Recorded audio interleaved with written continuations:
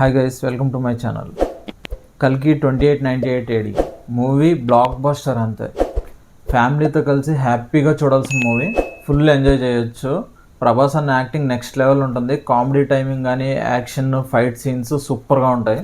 Movie visuals వచ్చేసి next level ఉంటుంది. ఇలాంటి మూవీ డెఫినెట్గా మనం ఓటీటీస్లోను మొబైల్స్లోనూ చూసి మూవీ అయితే కాదు, డెఫినెట్గా థియేటర్కి వెళ్ళి చూడాలి.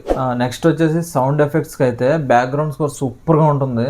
సంతోష్ నారాయణ బ్యాక్గ్రౌండ్ స్కోర్ చాలా బాగా ఇచ్చాడు. మనకి ఆ ఇన్వాల్వ్ అయిపోతాను సీన్లోకి, ప్రతి సీన్లోకి ఇన్వాల్వ్ అవ్వేలా ఇచ్చాడు అనమాట. చాలా బాగుంది, బ్యూటిఫుల్గా ఉంది బ్యాక్గ్రౌండ్ స్కోరు. ప్రభాస్ అన్న కామెడీ టైమింగ్ కానీ యాక్టింగ్ కానీ ఫైట్ సీక్వెన్సెస్ అది కూడా చాలా బాగా డిజైన్ చేశారు. బుజ్జిది కూడా మనకి చాలా బాగుంటుంది, చాలా బాగా డిజైన్ చేశారు అనమాట. తన డైలాగ్స్ కానీ ఆ ప్రభాస్ అన్నతో తన కన్వర్జేషన్ కానీ చాలా బాగుంటుంది, క్యూట్గా అనిపిస్తుంది. ఇద్దరు కూడా పోట్లాడుకుంటున్నట్టే ఉంటుంది ఎప్పుడు కూడా, కానీ కలిసే ఉంటారు, ఒకరికొకరు హెల్ప్ చేసుకుంటున్నట్టు ఉంటారు. చాలా బాగుంది అనమాట. నెక్స్ట్ వచ్చేసి దీపిక పడుకొని యాక్టింగ్ కూడా చాలా బాగుంటుంది. హార్ట్ టచింగ్ క్యారెక్టర్, అది చాలా బాగుంటుంది. మంచి ఎక్స్ప్రెషన్స్తో చాలా బ్యూటిఫుల్గా చేసింది ఆవిడ. అమితాబ్ గారికి మళ్ళీ ప్రభాస్ అన్నకి మధ్యలో జరిగే అంటే అశ్వత్థామ భైరవ ఇద్దరికి ఫైట్ సీక్వెన్స్ అయితే సూపర్గా డిజైన్ చేశారు.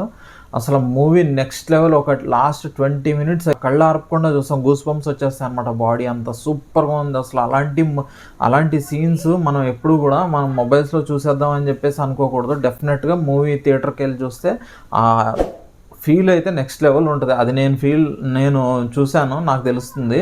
మీరు కూడా మిస్ అవ్వకుండా డెఫినెట్గా మీరు మూవీ థియేటర్కి వెళ్ళి అయితే చూసేయండి అనమాట.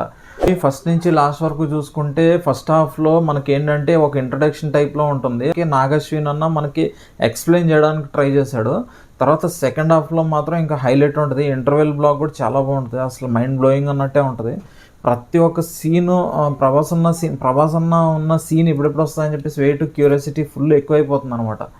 సో ఆ విషయంలో ఆ పాయింట్ ఆఫ్ వ్యూలో చూసుకుంటే మనకి ఇది ఒక పర్ఫెక్ట్ మూవీ అని చెప్పుకోవచ్చు. సో అంతే గైస్, ఫైనల్లీ నేను చెప్పేది ఏంటంటే ఈ మూవీని డెఫినెట్గా మీరు మొబైల్స్లో ఓటీటీస్లో కాకుండా డెఫినెట్గా ఒక థియేటర్కి వెళ్ళి చూడాల్సిన మూవీ కాబట్టి ఇమీడియట్గా మీరు వెళ్ళి హ్యాపీగా చూసేయండి ఫ్యామిలీతోటి. Thank you for watching my video. ఈ వీడియోని కొంచెం లైక్ చేసి మన ఛానల్ సబ్స్క్రైబ్ చేయండి.